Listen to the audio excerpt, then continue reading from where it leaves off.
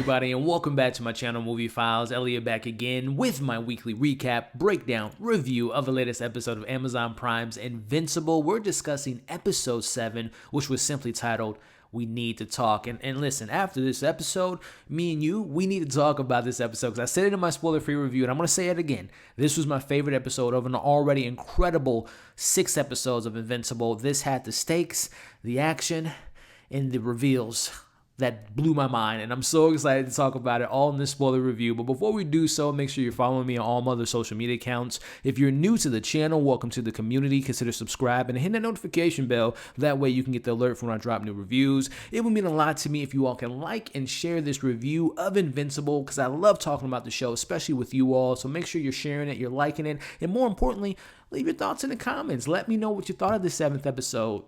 The fights, the reveals, Nolan versus Immortal, Nolan potentially shaping up to go against his son Mark, and of course all the stuff that we got with the GDA and we got with the Guardians of the Globe. I mean, there's so much to discuss in this episode. I want to know what you all thought about it, and of course, what's your theories? What's your predictions for the finale next week? Let's talk about it all. So just briefly, as I said in my spoiler-free review, this was the best episode of Invincible, one of my favorite episodes of television, and that includes animation, live action, Disney, Marvel, you name it. This episode was so exhilarating. It was so awesome. It had action. It had stakes.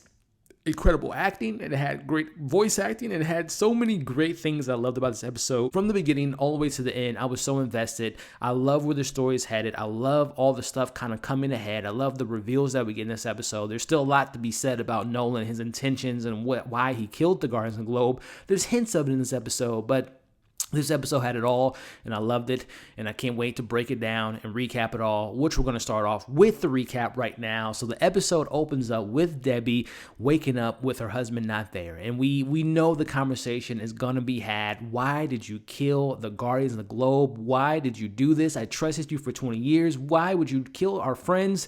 We don't get it in this episode, but there's hints of why Nolan did what he did, and we'll talk about that here in a bit. But I love how the show is paralleling what's going on with these adults, you know, Mark's parents, and then they kind of intercut that with what's going on with Mark and his relationship. Now, of course, Debbie and Nolan have more of a history. They've been together for a much longer time, but there's still something to be said how the show is handling both the Grayson, you know, the dad and the son lying to their significant others, feeling that they can't be trusted. They can't tell them everything that's going on in their life. So I love that they're paralleling what's going on with Amber and with Debbie, as well as what's going on with Mark and his dad, Nolan. So I love that cut there. But going back into the adults, the conversation being had, as we see Nolan trying to side with his wife, saying, Debbie, we've been together through thick and thin for 20 years. We have our son. We have our family. We've built together. Just trust me. And Debbie's like, no, I can't trust you, especially after murdering our friends. You trusted them. They trusted you. They were part of our family. Why would you kill them? He doesn't tell her why, but we see Debbie say, you know what, just get the hell out of my house. She kicks him out 2 weeks in a row, right? And instead of him going through the front door, he just bursts through the roof, which is just like, he doesn't care, right? I just love their relationship. And again, we don't get the reveal in this episode, but we know there has to be some reason why he did it, right? Besides them being weak, as he talks about later in this episode. But going back to seeing Debbie calling Mark immediately, because she knows where Nolan's headed. So she calls Mark, she leaves him a voicemail. In between that going on, the GDA comes in to take her in because they want to keep her safe, because Nolan is on a mission in this episode, which we'll talk about here. But cut to Mark, him and his relationship. Amber's ignoring him, tries to discuss things with Amber. He almost tells her that he's invincible, but she closes the door. Well, he gets his second chance to tell her who his true identity is. As he goes upstairs, he flies to the window. He reveals himself as Invincible. And Amber could care less, right? I love that she has that moment where she's like, yes, I knew who you were. I knew it weeks ago just because of all the stuff you were doing. I love that, because normally in superhero movies, that's the Lois Lane finding out who Clark is. That is the Mary Jane finding out who Spider-Man is. That's the Batman revealing himself to whoever, right? It's just like that moment's supposed to be big, but she's just like, I don't care, man. You lied to me. You don't trust me. You couldn't tell me who your true identity was, which again, I love the parallel between how Amber feels like Mark's not being honest to her, And the same could be said about how Debbie, her husband of 20 years, the father of her child, can't be honest with her. So again, I'm loving the women in the show and the strength and the resilience, and they don't take anyone's shit. And I love that with Amber. I love that with Debbie, and I love that moment there. It was just so well earned. I love the Amber character. For someone, honestly, when we first met Amber, I was like, oh, she's going to probably be a stereotypical, the hot girl, the smart girl, the witty girl, but she has a lot more layers to it, and I love that. And Zazie Beetz, perfect. This voice cast is perfect nonetheless. But cut back to Monster Girl being welcomed back by the Guardians of the Globe, and we see this creepy malfunction going on with Robot, which explains a lot what's going on with Robot in this episode, and also the importance of his connection with Monster Girl, which we'll talk about. But we cut to the Mauler twins being greeted by the real Robot. And it's not the robot that we've seen in regards to the physical robot. It's the real robot in the case, the test tube baby, who will talk about his reveal, his intentions later on. But we cut to that. We see that the Mauler twins have kind of modified the body that Robot requested for them to make, and Robot able to see in all the modifications that they made and say, hey, thanks for the body, but go ahead and take that out, make it to the way I want it to be made. And in this request of them removing all of their modifications, he'll give them their prize. It's not money, it's something a little bit more valuable, which is the GDA control collar, which is highly restricted technology, which is used later in this episode. But we see Robot give them the nano link to link up to this new body that we'll talk about in a second. But Mark and William have a bit of a heart-to-heart. William gives him some tough love because Mark is kind of being a bit of a bad best friend as well as a bad boyfriend as well in the last few weeks.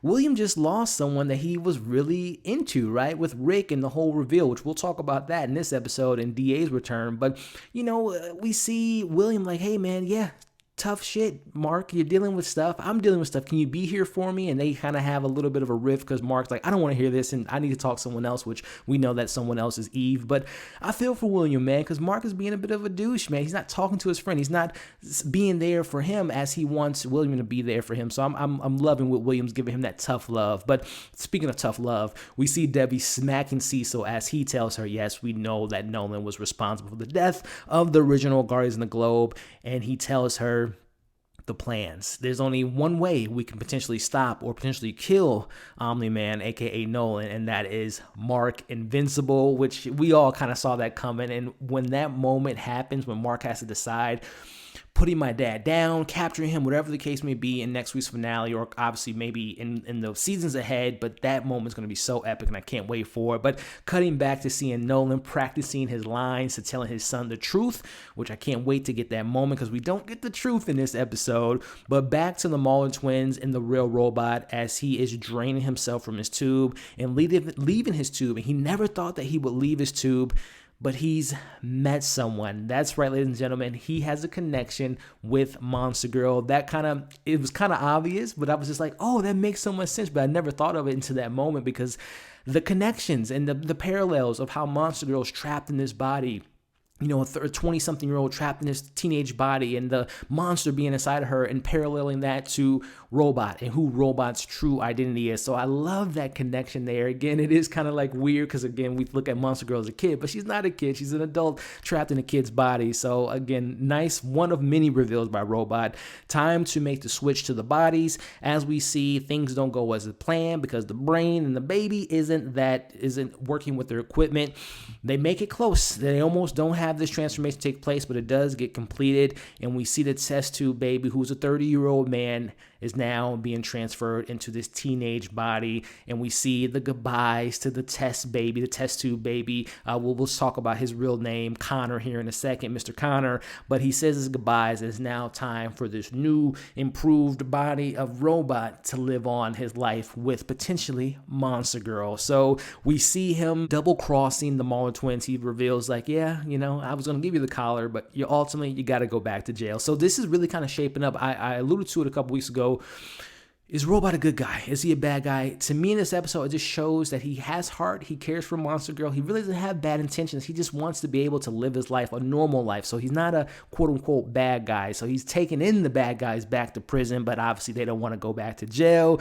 We see him using that nano link to have these other robots kind of capture the Mauler twins, which doesn't work out at first. But then we see the robots say, well, that was my contingency plan. I didn't want to hurt you all. And we see this Transformer truck come to life and taking on the Mauler twins, which we'll talk about in a second. But cutting back to Nolan, he is on a mission to talk. He just wants to talk to his son in this episode, and the GDA keep interfering.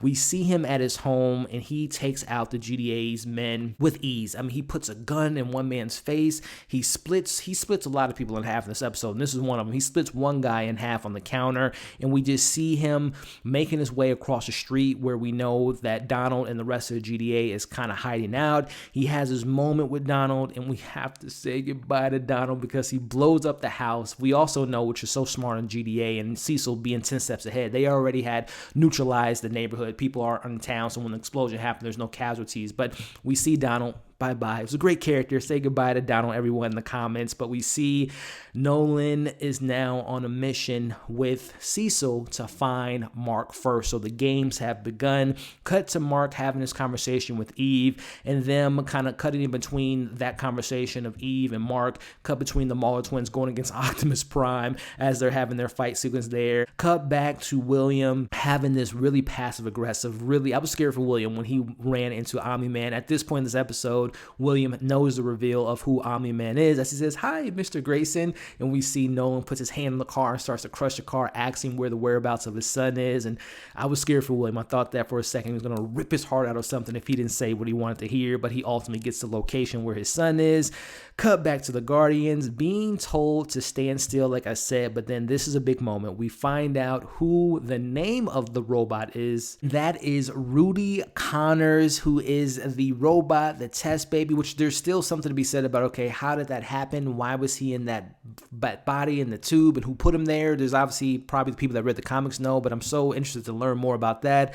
But we see Rudy Connors introduce himself, and Rex is not interested in knowing who you are. He wants to know, why do you look like me? As we know, he took the DNA from Rex, but that moment of them kind of having their back and forth, and a couple lines they say about his childhood being ruined, and Ruby taking the form of Rex because he noticed that Monster Girl was interested in Rex, and just that conversation was hilarious. I love the writing in the show. But cut back to Nolan getting hit by the hammer, getting hit by this nuclear machine that came from space and doesn't even scratch Omni-Man. It leaves a little bit of a nosebleed, as Cecil says. This was a $400 billion machine that caused a simple nosebleed. It reminded me so much of Avengers Infinity War, with Tony Stark giving Thanos all he has, and all he was able to do was just a drop of blood. Reminded me of that moment there. But back to Rudy telling the Guardians the whole truth. He tells them the whole thing, the whole plan, why he got the Mauls out of the jail and all that stuff. But again, Rex doesn't want to hear that. You ruined my childhood, man. That moment was so funny. But going back to Cecil confronting Nolan, and I love the scene when he's just kind of bouncing around and talking to him, trying to get the information out of him, and the only thing he was able to get out of Nolan was they were weak, that the Guardians of the Globe were weak. He saw them as weak. So again, okay, they're weak. Why did you have to kill them? Is it because you want your people to take over Earth? Is there something more deeper, more sinister? Is there a deal in place that you had with someone to take them out? Only time will tell. But again, we see what I had predicted last. Cecil says that I'm very impressed what he was able to do in all this and doing all this in the sewers. I think, we'll talk about my theory, but I think Cecil will be working with DA to create some more monsters to potentially take out Nolan. We'll talk about that a little. Cecil was going to team up with DA because he was very impressed by how DA Sinclair was able to create those zombie bots in a sewer. Well, what can he do when he has the GDA finances with him? Well, we see that in this episode. We get the zombie bots holding their own for a little bit with Nolan, biting him, scratching him, doing what they had to do. I mean, literally, that was such, again, the action, it was just like level 5, level 10, level 15. It kept getting better and better and kept getting more violent, and I love that about the show. But ultimately, we see Nolan takes them out with ease. Again, he's splitting people up all episode. It might be a metaphor for how he's splitting up his family, because he was just splitting people up all this episode. So going back to the Mauler twins, in their plan from last week's post-credit, if we want to call it that, they're awakening Immortal, and now they have this collar that is a will-bending collar that can control what they want the person that's wearing this collar to do. So we see them getting all that kind of set up. Back to Hail Mary, this creature that Omni-Man took out last year, but he's more modified, so he's having a little bit of a hard time taking out this creature that he was able to take out last year. Cut back to seeing this epic fight with this creature, the Hail Mary being out of the ice versus Nolan, and Mark in the meantime and Eve are going to see what's going on. Mark sees his dad being attacked. He saves his dad. They team up to go against this creature, and they're, father and son bonding moment, right? Very odd bonding moment, to say the least, as Cecil seeing all this going on. But ultimately we cut back to the Mullen twins waking up Immortal. We see the flashback of Immortal in his life and all the stuff he's went through. He ultimately wakes up. We see the Maulers thinking they're going to control him. He rips off that collar and just simply says, "Where is Omni-Man?" He's off. He's pissed off. He's looking for Nolan. Cut back to the most epic action set piece. It was like Superman versus Zod in Man of Steel. We see round 2 of Nolan versus Immortal as they're just going back and forth, fighting each other, ripping each other apart. Hits here, hits there, blood, teeth going everywhere. The world's watching this, by the way. Everyone's seeing what's going on as Mark's taking on the creature. He's losing to the creature, and we see, Nolan try to save his son, but trying to save his own life because Immortal is out for blood. He wants to kill Nolan as he says, "We trusted you. I'm going to kill you."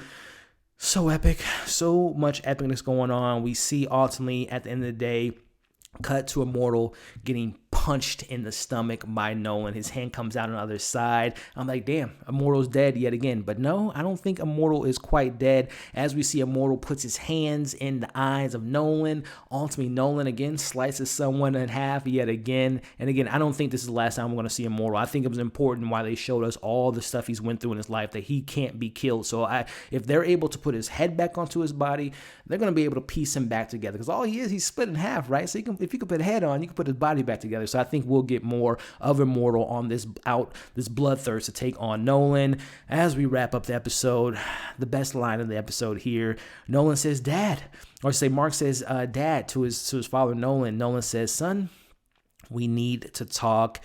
End of the episode, one of the best episodes of TV I've seen so far. This is how you do a penultimate episode. This is how you set up a finale. This is how you give the audience what they need. Action, stakes, great writing, great comic relief, great reveals. This was an incredible episode of television, and I loved it from beginning all the way to the end of We Need to Talk. And I can't wait to see what they're going to talk about. What will Nolan say to Mark in regards to why he killed the Guardians of the Globe? What is his intentions moving forward? How will he get out of this? Because the world saw what he just did.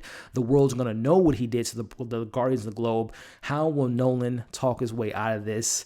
Only time will tell, but we get no post-credit scene, which was great because it was just a great way to end the episode. But again, going back to just theories for the finale, the confrontation between Nolan and his son, Debbie, Cecil, the DGA, and how they're going to handle Nolan and everything going south, but also the Guardians of the Globe. Will they come together to take on Nolan?